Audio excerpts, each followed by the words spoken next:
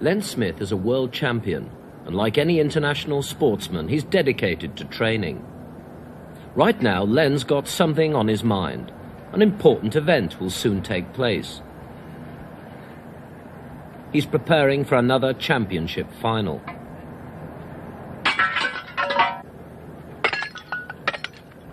Lavatories have helped Len to hold a world championship longer than any other man alive. They're made out of porcelain, an essential tool of his sport. Len is a supervisor at a metal factory in the Sussex town of Crawley, and here he also prepares to defend his championship.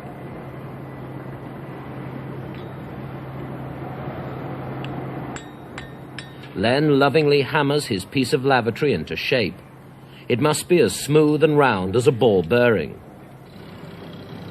Grinding down the toilet has taken years of training to perfect. Finally, it is a piece of lavatory no more. Len puts the finishing touches to what is now a marble. A marble in the hands of a champion who's better at playing with marbles than anyone else on earth. Len, who was born in Sheffield, has been playing marbles since he was a child more than 30 years ago. He has won the World Marbles Championship more times than anyone since marbling first came to Britain in the days of good Queen Bess.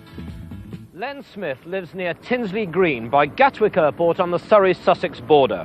And Tinsley Green is the centre of the entire marbling world. They come here from America, from Zambia, from Australia, from anywhere where there are marblers to see this.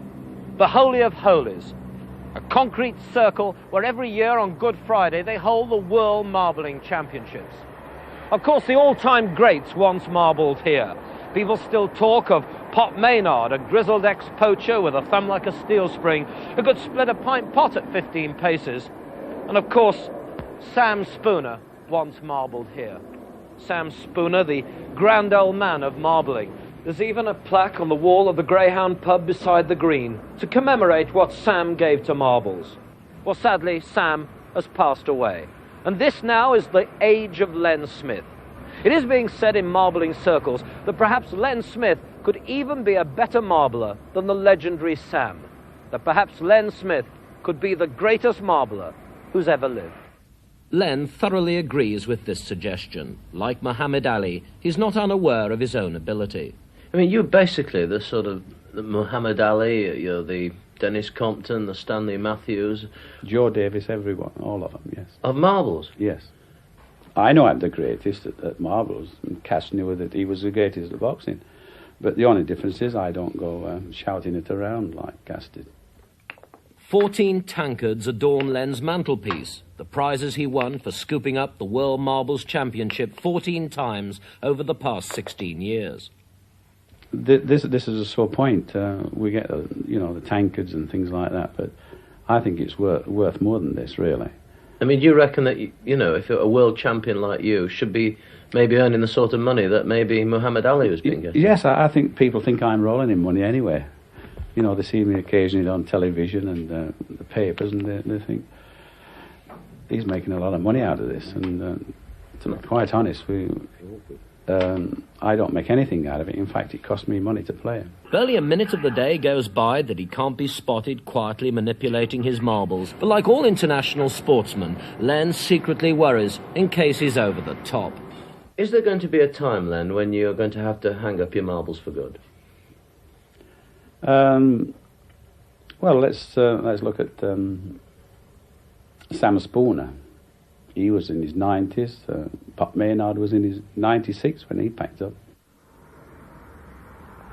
Today, we've been lucky enough to catch a brief glimpse of the world champion Len Smith actually limbering up in preparation for the World Championships, along with a fellow member of his team, the Toucan Terribles, Mr. Charlie Dempsey. The big question, going to be asked by the marbling correspondents of the world's press who'll gather here on Good Friday, the World Championship Day, is whether or not the Toucan Terribles and Mr. Len Smith can hang on to their World Championship. Of course, there's going to be a big challenge this year from other teams, like the Hookwood Horrors, the Rams, the Johnson Jets, and of course the very up-and-coming Wrist Flickers. All we can do now is just have a brief look for these exclusive pictures of the warm-up before the big game itself. On this match play form, the champ proves that his thumb and trigger finger are just as tough as ever. He's flicking and jabbing his marble, knocking the opposition clear from the ring. The Irish lad's clearly flagging under the murderous onslaught as Len demonstrates just how a marble should be used. He's mastered the topside flick, the screwback and the cannon. He cuts away at the opposition as Demps is obviously outclassed by this Crawley marbling wonder. This looks like the last shot of the game. It is, and once again Len Smith proves that he's got what it takes.